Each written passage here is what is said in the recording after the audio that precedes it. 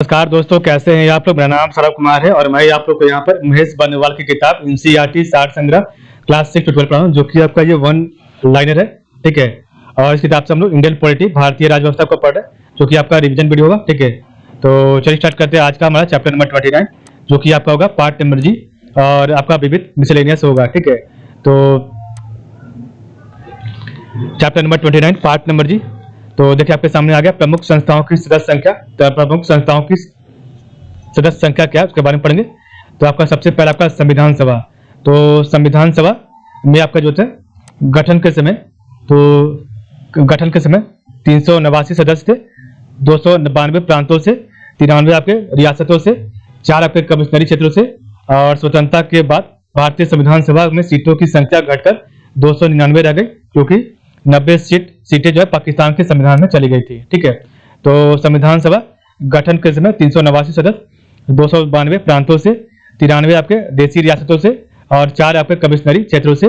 स्वतंत्रता के बाद भारतीय संविधान सभा में सीटों की संख्या घटकर 299 रह गई, क्योंकि 90 सीटें पाकिस्तान के संविधान में चली गई थी। लोकसभा अधिकतम सदस्य संख्या। तो लोकसभा में अधिकतम आपके सदस्य संख्या क्या है? तो 552, ठीक है, 552 सदस्य और 530 राज्यों से, 30 आपके केंद्र शासित प्रदेशों से, 2 आपके राष्ट्रपति द्वारा नामित, और वर्तमान में 545 सीटें और से 60 सीटें पाकिस्तान अधिकृत कश्मीर के लिए निर्धारित है। ठीक है, नेक्स्ट आपका राज्यसभा। तो अधिकतम सदस्य संख्या।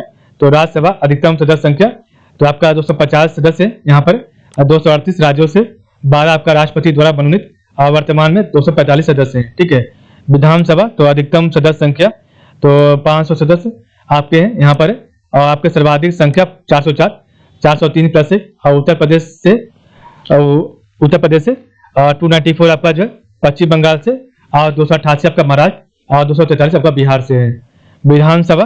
तो विधानसभा न्यूनतम सदस्य संख्या।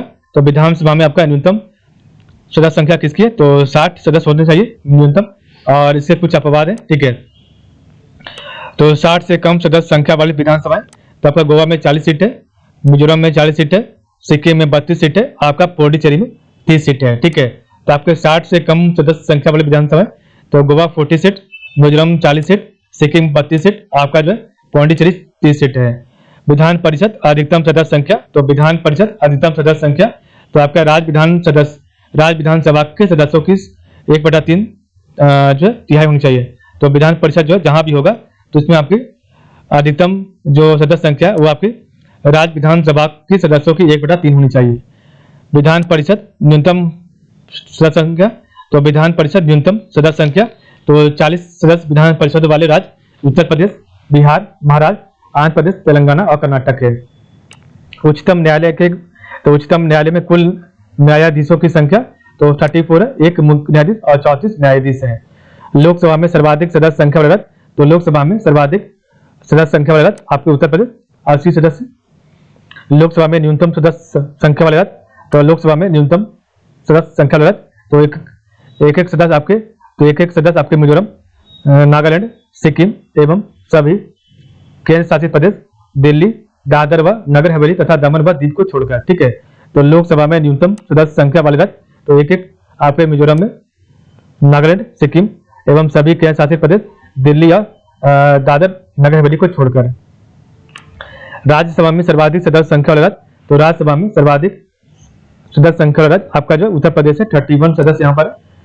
राज्यसभा में न्यूनतम सदस्य संख्या वाला राज्य आपका जो है गोवा का। ठीक है, एक सदस्य गोवा से, एक सदस्य आपका नागालैंड से, एक आपका मणिपुर से, एक त्रिपुरा, एक आपका मेघालय, सिक्किम, मिजोरम और अरुणाचल प्रदेश और एक पौंडीचेरी से। ठीक है, तो जहां पर आपके एक सदस्य राज्यसभा से आते हैं चुनकर। ठीक है, 8वीं अनुसूची में भाषाओं की संख्या। तो 8वीं अनुसूची में भाषाओं की संख्या 22 है, और 22 भाषाएं, और मूल संविधान में 14 भाषाएं थी। बाद में अलग अलग समय पर इसमें अन्य भाषाएं शामिल की गई थी। ठीक है, गणपूर्ति कोरम क्या है आपका? तो गणपूर्ति कोरम के लिए आवश्यक सदस्य संख्या लोकसभा, राज्यसभा, विधान परिषद और विधानसभा सदन की कुल सदस्य संख्या 1/10 है। ठीक है,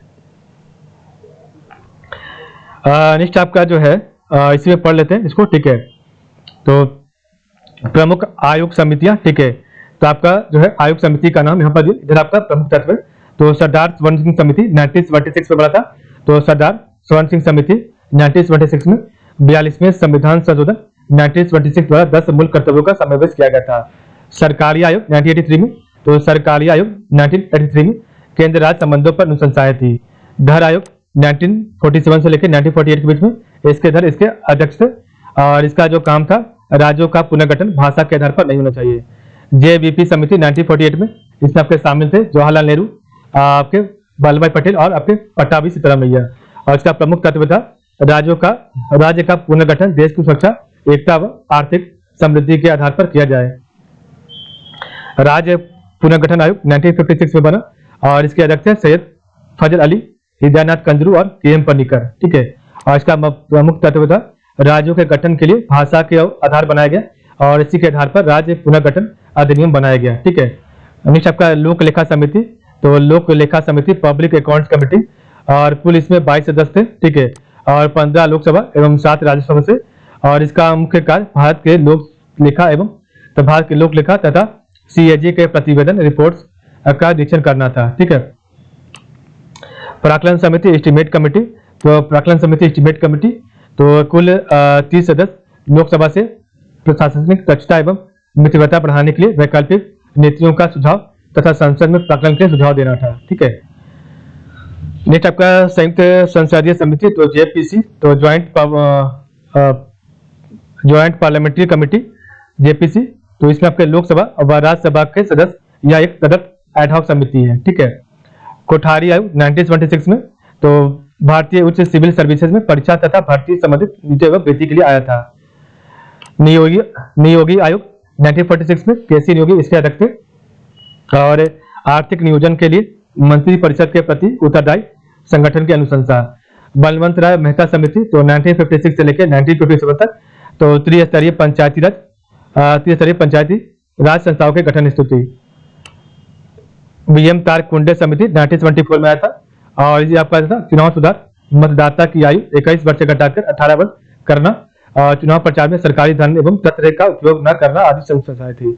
पूंछी आयोग 2007 में, तो मदन मोहन पूंछी इसके अध्यक्ष थे और केंद्र राज्य संबंध के विषय में अनुशंसा की थी इन्होंने। द्वितीय प्रशासनिक सुधार आयोग 2005 में, तो अध्यक्ष आपके थे वीरप्पा मोइली ने 2009 में अध्यक्ष पद से त्याग पत्र दे दिया। बाद में B रामचंद्रन इसके अध्यक्ष बनाए गए थे। ठीक है, तो ये आपका प्रमुख आयोग समितियां थी। तो सरदार स्वर्ण सिंह समिति 1976 में, सरकारिया आयोग 1983 में, धर आयोग 1947-1948 में, JBP समिति 1948 में, राज्य पुनर्गठन आयोग 1956 में, लोक लेखा समिति, प्राक्कलन समिति, संयुक्त संसदीय समिति, कोठारी आयोग 1976 में, नियोगी आयोग 1946 में, बलवंत राय मेहता समिति 1957 में, VM तारकुंडे समिति 1974 में और पूंछी आयोग 2007 में और तृतीय प्रशासनिक सुधार आयोग 2005 में आया था। ठीक है, नेक्स्ट आपका राष्ट्रपति द्वारा चयनित पदाधिकारी, तो राष्ट्रपति द्वारा चयनित पदाधिकारी कौन है? तो आपके प्रधानमंत्री लोकसभा में बहुमत प्राप्त दल के नेता होते हैं और इनका जो निर्वाचन संबंधित आर्टिकल 75 है और न्यूनतम आयु 25 वर्ष होनी चाहिए और अधिकतम आयु का कोई यहाँ पर नहीं दिया गया। और शपथ ग्रहण, तो शपथ ग्रहण जो है राष्ट्रपति के द्वारा करवाया जाता है और त्याग पत्र राष्ट्रपति को दे सकते हैं प्रधानमंत्री। ठीक है, मुख्य न्यायाधीश सर्वोच्च न्यायालय और इनके बारे में जो है आपका आर्टिकल 124 में बताया गया। ठीक है, और निर्वाचन संबंधित अनुच्छेद आर्टिकल 124 का 1 में और इनकी न्यूनतम आयु नहीं कुछ है। ठीक है, इसमें आपको नहीं दिया और आपका अधिकतम आयु 65 वर्ष होनी चाहिए। ठीक है, और शपथ ग्रहण राष्ट्रपति के द्वारा और आपका जो त्याग पत्र राष्ट्रपति को दे सकते हैं। ठीक है, नेक्स्ट आपका न्यायाधीश सर्वोच्च न्यायालय, तो इनका जो है निर्वाचन संबंधित अनुच्छेद आर्टिकल 124 है और आपका जो अधिकतम आयु 62 वर्ष है और शपथ ग्रहण राष्ट्रपति के द्वारा और त्याग पत्र राष्ट्रपति को सौंप सकते हैं। राज्यपाल, तो इनका जो संबंधित अनुच्छेद आर्टिकल है 153 और आपका निर्वाचन संबंधित अनुच्छेद 155 और न्यूनतम आयु 35 ईयर्स और अधिकतम आयु नहीं दिया गया। ठीक है, और शपथ ग्रहण जो है हाई कोर्ट के मुख्य न्यायाधीश के द्वारा और त्याग पत्र राष्ट्रपति को दे सकते हैं। ठीक है, मुख्य चुनाव आयुक्त, तो मुख्य चुनाव आयुक्त का निर्वाचन संबंधित आर्टिकल 2 जो आपका निर्वाचन संबंधित आर्टिकल है वो आपका अनुच्छेद 324 का 2 है, और इसका अधिकतम वर्ष 65 साल है। और इसमें जो आपका है राष्ट्रपति के द्वारा जो है शपथ ग्रहण किया जाता है और राष्ट्रपति को ही त्याग पत्र दिया जाता है। ठीक है, महान्यायवादी, तो इससे आपका आर्टिकल 76 और आपका निर्वाचन संबंधित आर्टिकल 76, अधिकतम आयु 65 ईयर्स और आपका त्याग पत्र राष्ट्रपति को। अध्यक्ष लोक सेवा आयोग, तो इसका आर्टिकल 315 में, ठीक है, अधिकतम आयु 65 ईयर्स और त्याग पत्र राष्ट्रपति को सौंप सकते हैं। सदस्य लोकसभा आयोग, तो इसके बारे में आर्टिकल 315 में बताया गया, और इसमें अधिकतम आयु जो है 65 ईयर्स होनी चाहिए और त्याग पत्र राष्ट्रपति को सौंप सकते हैं। अध्यक्ष वित्त आयोग, तो इनके बारे में जो है आर्टिकल 280 में बताया गया, और अधिकतम आयु जो है 65 ईयर्स होनी चाहिए और आपका जो है राष्ट्रपति को त्याग पत्र दे सकते हैं। प्रोटेम स्पीकर, ठीक है, ये आपके राष्ट्रपति के द्वारा जो है नियुक्त किए जाते हैं, ठीक है, कुछ समय के लिए। ठीक है, तो आज के लिए बस इतना ही। आप लोग का बहुत बहुत धन्यवाद। कल हमारा जो है चैप्टर नंबर होगा आपका 29 का पार्ट नंबर एच, ठीक है, 29 का पार्ट मेरिट होगा, जो कि आपका आयोग एवं मुख्यालय से होगा। ठीक है, तो आज के लिए बस इतना ही। आप लोग का बहुत बहुत धन्यवाद।